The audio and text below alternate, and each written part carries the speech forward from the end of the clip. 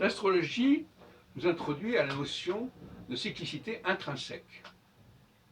Dans cette période d'élection, on s'aperçoit que nous sommes en période de cyclicité extrinsèque.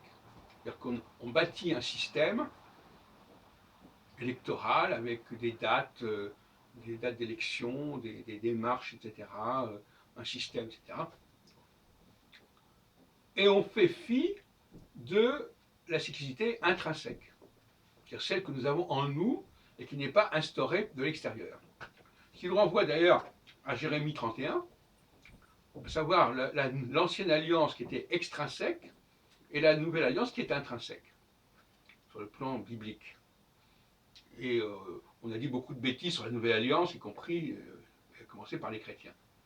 Et bien que, d'une certaine manière, il n'est pas tort quand ils disent que la nouvelle alliance sera moins articulée sur des règles qui sont d'ailleurs en fait des mécaniques, les règles sont des mécaniques, et plus articulée sur quelque chose de ressenti et sur le cœur, etc.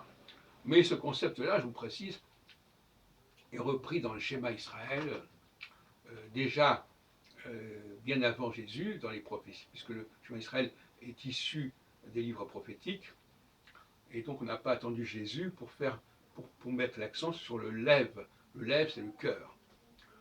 Et vous verrez que le mot est utilisé dans la prière, dans le credo judaïque.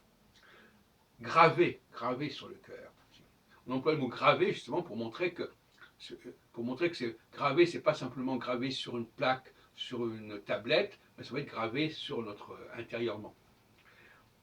Donc voilà, l'astrologie nous parle du cycle intrinsèque.